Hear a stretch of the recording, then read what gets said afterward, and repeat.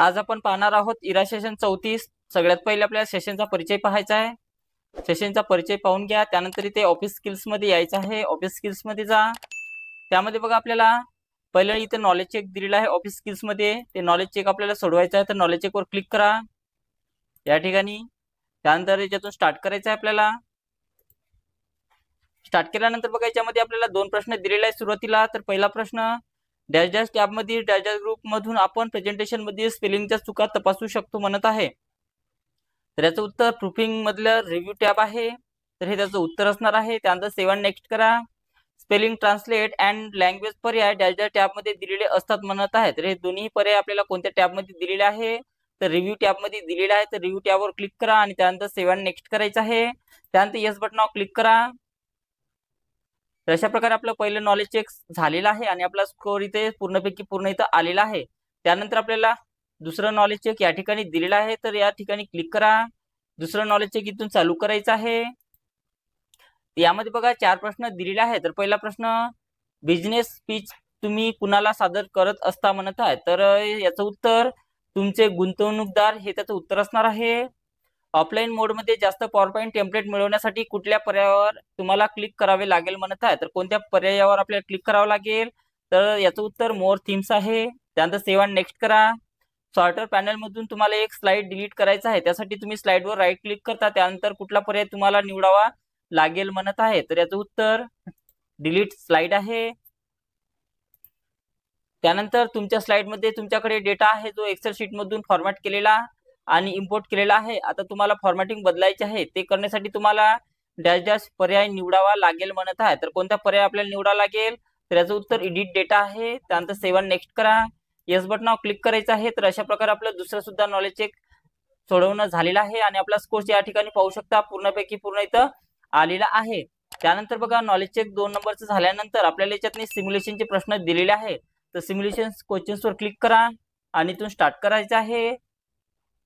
यामध्ये बघा 2 प्रश्न दिलेले आहे। तर पहिला प्रश्न इथून स्टार्ट करा।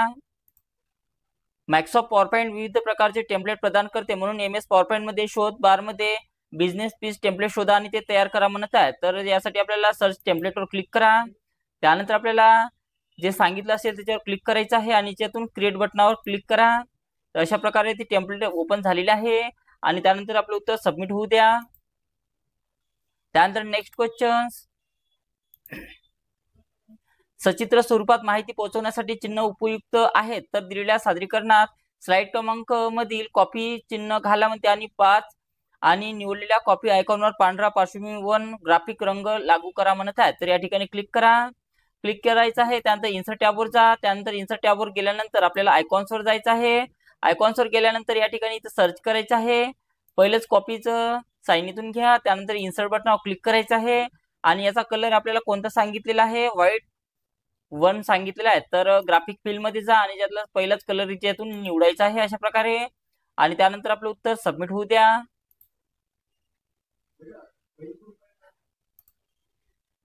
तर अशा प्रकारे आपले सिम्युलेशनचे क्वेश्चन सोडवणं झालेलं आहे आणि आपला स्कोर सुद्धा याच्यातनी पूर्णपैकी पूर्ण इथं आलेला आहे।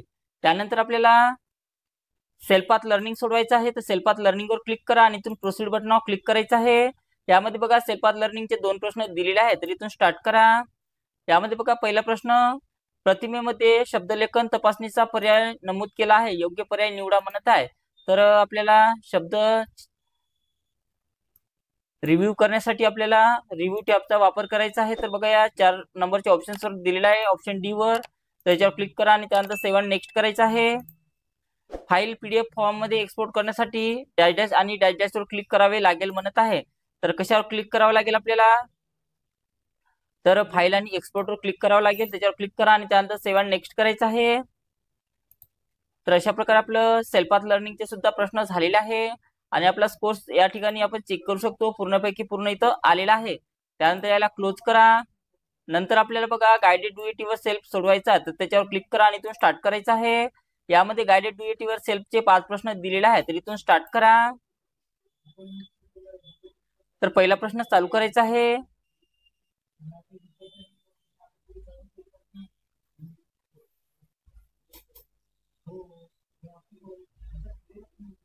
पहिला प्रश्न बघा, दिलेल्या प्रेझेंटेशन मध्ये स्लाइड क्रमांक 1 मधून पिक्चर सिलेक्ट करा आणि फॉर्मॅट टॅब ऍडजस्ट ग्रुपचा वापर करून ग्लो एज हा आर्टिस्टिक इफेक्ट अप्लाय करा म्हणत आहे. तर स्लाइड क्रमांक 1 मध्ये जायचं आहे, पिक्चरला सिलेक्शन करून घ्या. अशा प्रकारे पिक्चरला सिलेक्शन केलं, त्यानंतर फॉर्मॅट टॅब मध्ये जायचं आहे. फॉर्मॅट टॅब मध्ये जा, आर्टिस्टिक कलर मध्ये जायचं आहे, सॉरी आर्टिस्टिक इफेक्ट मध्ये जा आणि त्यातून आपल्याला ग्लो एज वाला याच्यातून इफेक्ट घ्यायचा आहे अशा प्रकारे आणि त्यानंतर आपलं उत्तर सबमिट करा. नेक्स्ट क्वेश्चन,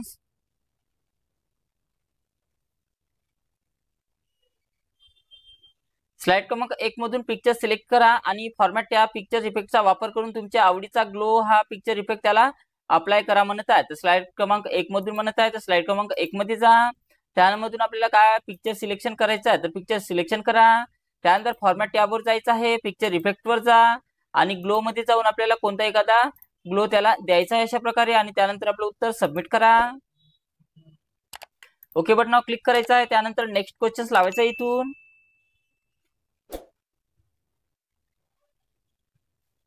दिलेल्या प्रेझेंटेशन मध्ये स्लाइड क्रमांक 1 मधील आयकॉन सिलेक्ट करा आणि format tab graphic style group graphic fill वापर करून त्याचा आयकॉन कलर ब्लॅक टेक्स्ट 1 मध्ये बदला म्हणत आहे. तर आपल्याला स्लाइड क्रमांक 1 मध्ये जाऊन त्या आयकॉनला सिलेक्शन करायचं आहे. त्यानंतर फॉर्मॅट मध्ये जा, ग्राफिक फिल मध्ये जायचं आहे आणि याच्यातून आपल्याला ब्लॅक टेक्स्ट 1 इथून इफेक्ट घ्यायचा आहे कलर आणि त्यानंतर सबमिट करा. ओके बटनावर क्लिक करायचं आहे. त्यानंतर नेक्स्ट क्वेश्चन लावायचं इथून. त्यानंतर बघा काय म्हटलेलं आहे, फाईल टॅब सेव्हचा वापर करून दिलेलं प्रेझेंटेशन तुमच्या डेस्कटॉपवर रोस्टिंग कॅफे नावाने सेव्ह करा म्हणत आहे. तर यासाठी फाईल टॅबवर जा, त्यानंतर आपल्याला इथं सेव्ह ॲजवर क्लिक करायचं आहे. डेस्कटॉप निवडा. डेस्कटॉप निवडल्यानंतर आपल्याला जे नाव टाकायचं असेल ते नाव मी इथूनच कॉपी करून घेतलेलं आहे आणि फाईल नेमला ते नाव द्यायचं आहे अशा प्रकारे. त्यानंतर सेव्ह बटनावर क्लिक करा आणि नंतर आपलं उत्तर सबमिट करायचं आहे. आणि शेवटचा प्रश्न बघा,